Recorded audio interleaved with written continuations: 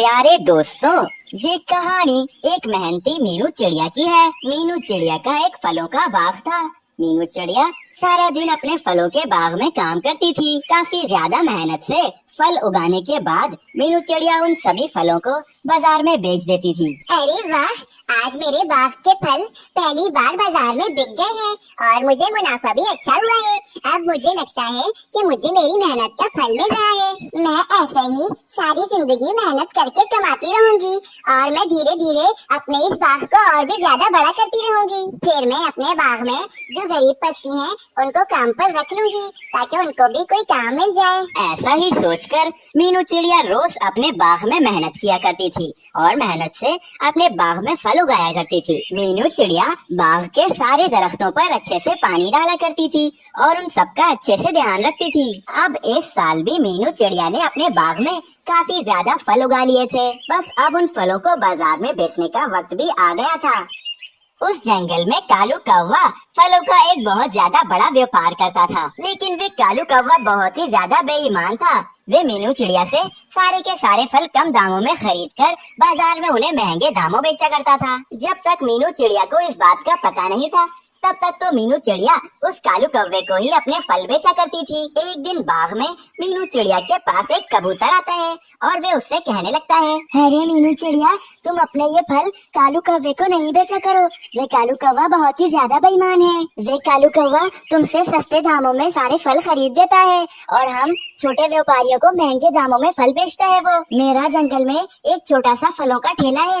मैं कालू कौवे से फल खरीदता हूँ, लेकिन कालू कौवा मुझे बहुत महंगे फल देता है, जबकि मुझे पता है दूसरे जंगलों में उन फलों के दाम बहुत ही ज्यादा कम है और हमारे जंगल में ये कालू कौवा बहुत ज्यादा बेईमानी करता है। तो इसीलिए मीनू चिड़िया, तुम किसी और को अपने फल बेचा करो। अच्छा कबूतर भैया, ऐसी बात है तो अब से मैं उस कालू कौवे को बिल्कुल भी अपने फल नहीं बेचूंगी। अभी मेरे फल बिल्कुल पककर तैयार हैं। अब मैं उस कालू कौवे को ये फल बिल्कुल नहीं बेचूंगी। वे कालू कौवा भी फल खरीदने के लिए मेरे पास आता ही होगा। फिर अगले दिन ही अब वे कालू कौवा मीनू चिड़िया के पास फल खरीदने के लिए आ जाता है। अरे वाह वाह वाह मीनू चिड़िया, तुमने तो इस बार बहुत ही बढ़िया बढ़िया से फल उगा रखे हैं। चलो लाओ, अब ये सारे फल मुझे बेच दो। इस बार तो मीनू चिड़िया को पता था कि वे कालू कौवा बहुत बेईमान है, इसीलिए मीनू चिड़िया उस कालू कौवे से कहने लगती है, नहीं नहीं कालू कौवे, मुझे सब पता चल गया है, तुम बहुत बेईमान हो। मैं तुम्हें अपने फल नहीं बेचूंगी। अरे ऐसा भी क्या हो गया है मीनू चिड़िया, मैंने ऐसा क्या बेईमानी कर दिया है? अरे तुम बनो मत, तुम्हें सब पता है। तुम जंगल में छोटे व्यापारियों को महंगे दामों में फल बेचते हो, जबकि मुझसे इतने कम दामों में खरीदते हो। इसीलिए मैं तुम्हें ये बेईमानी का धंधा नहीं करने दूंगी। तुम्हारी वजह से जंगल के छोटे मोटे गरीब व्यापारी बहुत ज्यादा परेशान है। वे मेरे पास शिकायत लेकर आते हैं। इसीलिए तुम तो यहाँ से चले ही जाओ। मैं तुम्हें बिल्कुल भी अपने फल नहीं बेचूंगी। और हाँ कालू कौवे, मैं तुम्हें एक ही बात कहना चाहूंगी कि तुम अपने इस बेईमानी के धंधे को छोड़ दो। अगर ईमानदारी से कमाकर खाओगे तो उसमें बहुत ज्यादा बरकत होगी। और जाओ जाओ, तुम्हारे फल भी कोई इतने अच्छे तो नहीं है। मैं तो तुम्हारे फल कभी भी ना खरीदूं। मैं जा रहा हूँ यहाँ से और दूसरी जगहों से भी मुझे फल मिल जाएंगे। ऐसा कहकर वे कालू कौवा वहाँ से चला जाता है। फिर अब से मीनू चिड़िया अपने बाग के सारे फल दूसरे पक्षी को बेचा करती थी। अब धीरे धीरे मीनू चिड़िया का धंधा बढ़ता जा रहा था और मुनाफा भी काफी ज्यादा होने लगा था। इसीलिए मीनू चिड़िया अपने बाग को भी बढ़ाती जा रही थी। फिर अब धीरे धीरे मीनू चिड़िया का बाग बहुत ज्यादा बड़ा हो गया था।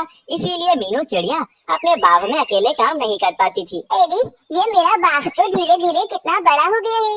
अब इस बाग में मैं तो अकेले काम कर ही नहीं सकती हूँ। चलो मैं गरीब पक्षियों को अब काम पर रख लेती हूँ ताकि उन्हें भी कोई काम मिल जाए। बस अब फिर क्या था, मीनू चिड़िया अपने बाग में कुछ पक्षियों को काम पर रख लेती है। वे पक्षी रोज बाग में अच्छे से काम किया करते थे। वे पक्षी भी बहुत ही ज्यादा मेहनती थे, इसीलिए वे मीनू चिड़िया को कुछ काम नहीं करने देते थे और वे उसे हमेशा घर में बैठने का ही कहते थे। बस अब फिर क्या था, धीरे धीरे मीनू चिड़िया अब अपने बाग में कम जाती थी और पक्षियों पर ही काम धंधा छोड़ देती थी। कभी कभी कुछ दिनों बाद मीनू चिड़िया जब अपने बाग में जाकर देखती थी तो वे सब पक्षी सही से काम कर रहे होते थे। तभी एक दिन घर में बैठे ही मीनू चिड़िया सोचती है कि जब घर में बैठे ही उसका धंधा बिल्कुल ठीक चल रहा है तो उसे बाहर बाग में जाने की क्या जरूरत है। इसीलिए बस अब फिर क्या था, मीनू चिड़िया अब रोजाना अपने घर में ही आराम करती रहती थी। बस अब रोज मीनू चिड़िया के पास कोई भी काम धंधा नहीं होता था। मीनू चिड़िया अपने घर में आराम करती रहती थी और सारा दिन खाती पीती रहती थी। घर में बैठे बैठे बिना किसी काम किए अब मीनू चिड़िया का वजन बहुत ज्यादा बढ़ गया था, जिसके कारण मीनू चिड़िया को बहुत तकलीफ होने लगी थी। मीनू चिड़िया एक जगह पर बैठी ही रहती थी, उससे तो बिल्कुल भी हिला भी नहीं जाता था। अरे ये सब क्या हो गया है? मैं तो इतनी मोटी हो गई हूँ, मुझसे तो अब हिला भी नहीं जाता है। मैं क्या करूँगी अब? अरे इस तरह तो मैं मर जाऊंगी। मुझे अपना इलाज करवाना ही पड़ेगा। मुझे सब वैद्यों को यहाँ पर बुलवाना ही पड़ेगा। कोई ना कोई वैद्य तो मेरा इलाज कर ही देंगे। फिर क्या था, मीनू चिड़िया काफी सारे वैद्यों को बुलवाती है और उनसे कहती है कि जो भी उसका इलाज कर देगा मीनू चिड़िया उसे बहुत सारा इनाम देगी। मीनू चिड़िया के घर में काफी सारे वैद्य आ जाते हैं और मीनू चिड़िया का इलाज करने लगते हैं। पहले मीनू चिड़िया के पास एक उल्लू वैद्य आते हैं और उसे एक इंजेक्शन लगाते हैं। अरे मीनू चिड़िया, अब देखना थोड़ी ही देर में तुम बिल्कुल ठीक हो जाओगी। फिर वैसे ही काफी देर हो जाती है, लेकिन मीनू चिड़िया बिल्कुल भी ठीक नहीं होती है। इसीलिए उल्लू वैद्य भी निराश हो जाते हैं। फिर अब दूसरे मिट्ठू वैद्य मीनू चिड़िया का इलाज करने के लिए आते हैं। मिट्ठू वैद्य मीनू चिड़िया को कुछ गोलियां खिला देते हैं। अरे मीनू चिड़िया, अब थोड़ा सा सब्र करो, देखो मेरी इन गोलियों में कितनी ताकत है। अब देखना तुम झट से ठीक हो जाओगी। फिर दोबारा से मीनू चिड़िया थोड़ा सा इंतजार करती है, लेकिन मिट्ठू वैद्य की गोलियों से भी कुछ नहीं होता है। इसी तरह जंगल के बहुत सारे वैद्य मीनू चिड़िया को ठीक करने के लिए आते हैं, लेकिन कोई भी मीनू चिड़िया को ठीक नहीं कर पाता है। फिर एक दिन कालू कौवा मीनू चिड़िया के घर में आता है और उसे कहने लगता है, अरे मीनू चिड़िया, मैं तुम्हारा इलाज कर सकता हूँ। मैं अब एक डॉक्टर हूँ। उस दिन तुमने मुझे जो बातें सुनाई थी उससे मैं सुधर गया था और उसके बाद अब मैं डॉक्टर बन गया हूँ। तुम यहाँ पर ही लेटी रहो, मैं तुम्हारा इलाज तुम्हारे घर के बाहर जाकर करूँगा। फिर क्या था, वे कालू कौवा मीनू चिड़िया के घर के बाहर आता है और उसके पूरे घर में आग लगा देता है। आग लगने की वजह से घर के अंदर भी बहुत ज्यादा तपिश हो रही होती है, जिसके कारण मीनू चिड़िया खड़ी हो जाती है और जोर जोर से उछलने लगती है। बस फिर क्या था, थोड़ी ही देर के बाद मीनू चिड़िया अपनी जान बचाकर घर से बाहर आ जाती है। अरे कालू कौवे, तुमने मुझसे अच्छा बदला ले लिया है। तुमने तो मेरे घर में आग ही लगा दी। तुम मुझे जलाकर मारना चाहते थे। अरे नहीं नहीं मीनू चिड़िया, मैं ऐसा कुछ नहीं करना चाहता था। ये देखो तुम ठीक हो चुकी हो। अरे अरे हाँ, मैं तो ठीक हो चुकी हूँ, लेकिन मैं ठीक कैसे हो गई मुझे तो समझ ही नहीं आ रहा है। अरे मीनू चिड़िया, तुम कितने दिनों से कोई काम नहीं कर रही थी और घर में बैठे बैठे तुम बहुत ज्यादा सुस्त हो गई थी। इसीलिए जब तुम्हारे घर में आग लगी तो उसकी तपिश की वजह से तुम घर में जोर जोर से उछल रही थी और तुमने उछल उछल कर जो मेहनत करी है, बस उसी की वजह से तुम ठीक हो गई हो। अरे तुम्हारा बहुत बहुत शुक्रिया कालू कौवे, तुमने मेरी मदद की है। मैं तुम्हें काफी सारा इनाम दूंगी अब। हाँ मीनू चिड़िया, वो तो ठीक है, लेकिन अब से तुम काम करना नहीं छोड़ना, वरना तुम दोबारा से ही ऐसे सुस्त हो जाओगी। बस अब फिर क्या था, मीनू चिड़िया कालू कौवे को काफी सारा इनाम दे देती है और बाग में दोबारा से काम करने लगती है। तो प्यारे दोस्तों, इस कहानी से हमें प्रेरणा मिलती है कि हमें मेहनत करते रहना चाहिए। फिर अब अगले दिन से जंगल में बहुत ही ज्यादा तेज बारिशें शुरू हो जाती हैं। बारिशें रुकने का नाम नहीं ले रही थी, जिसके कारण पूरे ही जंगल में पानी भर गया था। पक्षियों के पुराने कच्चे घर तो पानी में टूटकर डूब गए थे, लेकिन दूसरी तरफ सारे जंगल के पक्षी तो फलों के घरों में रह रहे थे। इसके कारण उनको बारिश से कोई भी मसला नहीं हो रहा था। जब जंगल में बारिश थोड़ी हल्की होती थी तो सभी पक्षी दाना जमा करके आ जाते थे और फिर जब तक बारिश दोबारा हल्की ना हो जब तक अपने उस घर में ही रहते थे।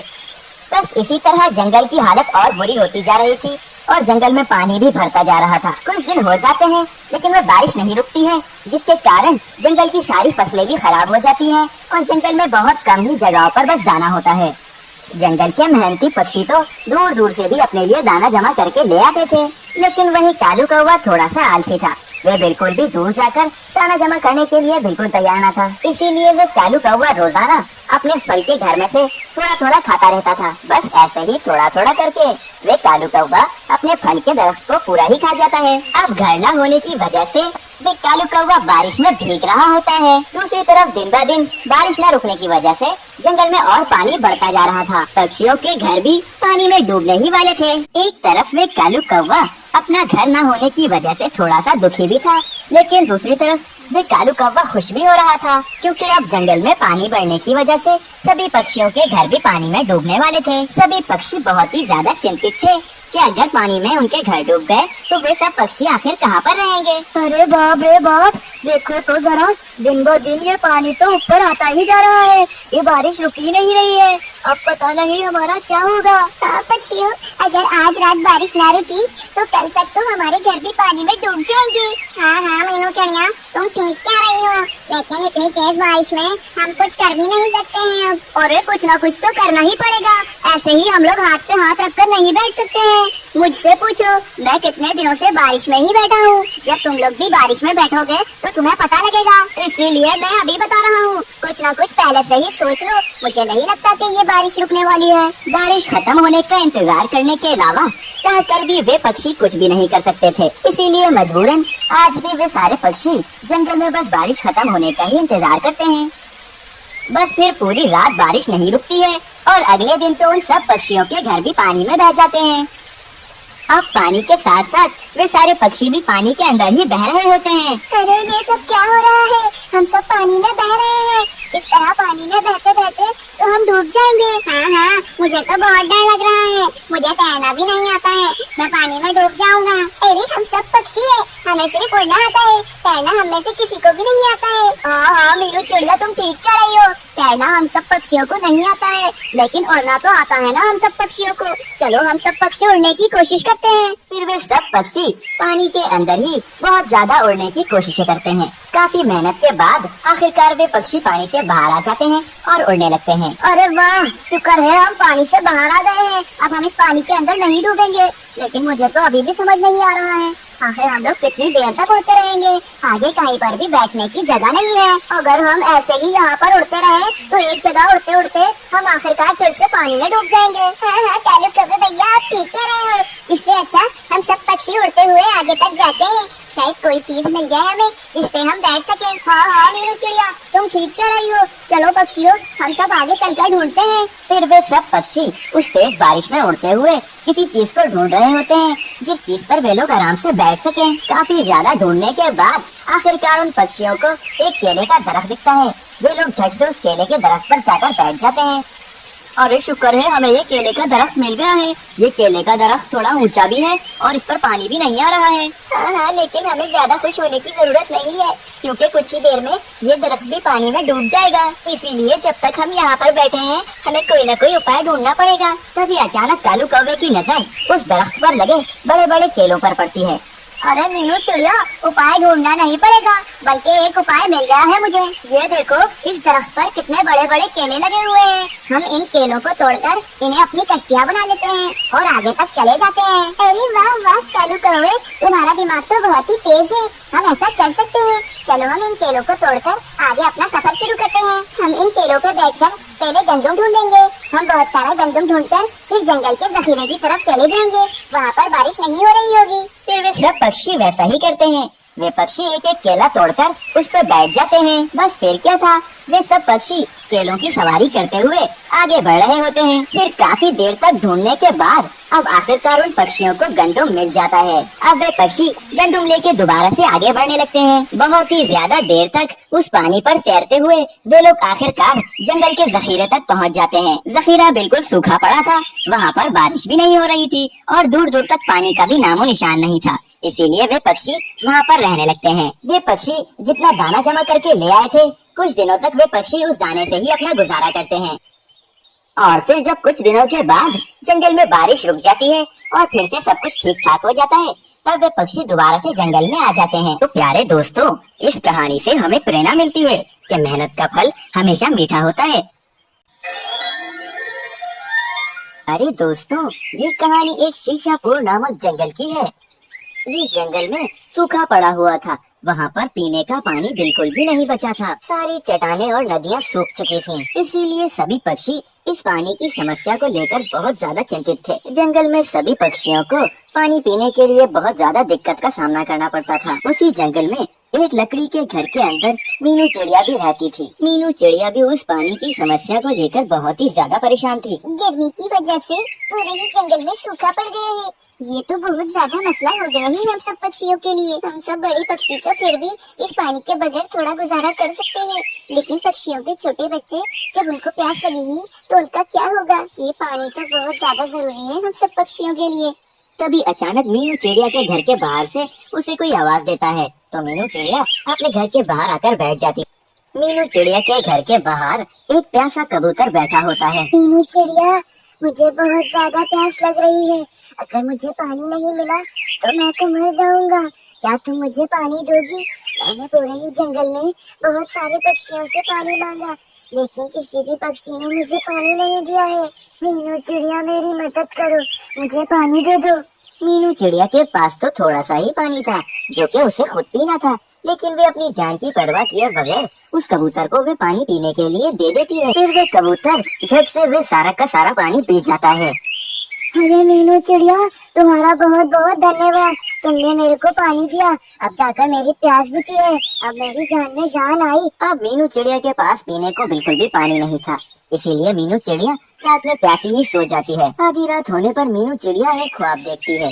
मीनू चिड़िया के ख्वाब में मीनू चिड़िया के पास एक पानी का मटका होता है। मीनू चिड़िया जब छम छम छमाछम बोलने लगती है तो उस मटके से पानी निकलने लग जाता है, और जैसे ही अंतर मंतर जंतर बोलती है तो वे पानी बंद हो जाता है। फिर मीनू चिड़िया अगले दिन जब सुबह उठकर देखती है तो वैसा ही एक मटका उसके घर में पड़ा होता है। ये तो वैसा ही मटका है जैसा कि मैंने अपने ख्वाब में देखा था। कहीं सच में ये मटका जादुई तो नहीं है? चलो मैं इस पे वे मंत्र बोल के देखती हूँ। छम छम छमाछम। इतना बोलते ही उस मटके से पानी निकलना शुरू हो जाता है। अरे वाह, ये मटका तो सच में ही जादुई निकला। मैंने जैसे ही ये मंत्र बोला तो इसमें से पानी निकलने लग गया है। अब मैं दूसरा मंत्र बोल के इस पानी को बंद कर देती हूँ। अंतर मंतर जंतर। ये कहते ही वे मटके से पानी आना बंद हो जाता है। वाह, ये मटका तो बहुत ही अच्छा है। अभी हमारे जंगल में सूखा पड़ा है और इस वक्त ये मटका हम सब पक्षियों की बहुत ज्यादा काम आएगा। अब मैं इस मटके से पानी निकाल निकाल कर सभी पक्षियों को दिया करूँगी। फिर मीनू चिड़िया सभी पक्षियों को उस मटके से पानी निकाल कर दे देती है। सभी पक्षी वे सारा पानी पीने के बाद मीनू चिड़िया से पूछते हैं कि आखिर उसके पास इतना पानी कहाँ से आया। तभी मीनू चिड़िया सभी पक्षियों को सारी की सारी बात बता देती है। उसी जंगल में ये मटके वाली बात उस कालू कौवे तक भी पहुँच जाती है। अरे वाह, ये मीनू चिड़िया के पास कितना अच्छा मटका है। इस मटके में जब कुछ बोलो तो पानी निकलना शुरू हो जाता है। ऐसा मटका तो सिर्फ मेरे पास ही होना चाहिए। मीनू चिड़िया के पास तो बिल्कुल भी मैं इस मटके को रहने नहीं दूंगा। अब मुझे कुछ ना कुछ तो करना ही पड़ेगा। मैं कुछ ऐसा करूंगा जिससे मैं आसानी से इस मीनू चिड़िया का ये मटका चुरा लूं। फिर वे कालू कौवा मीनू चिड़िया के घर में आ जाता है और उससे कहने लगता है, अरे मीनू चिड़िया, मैं बहुत ही दूर से उड़ता हुआ आ रहा था, इसीलिए रास्ते में मुझे बहुत ज्यादा प्यास लग गई है, इसीलिए मैं यहाँ तुम्हारे पास पानी पीने आया हूँ। हाँ कौवे भैया, मैं अभी अपने मटके में पानी निकाल देती हूँ आपको। छम छम छमाछम। इतना बोलते ही उस मटके से पानी आने लगता है।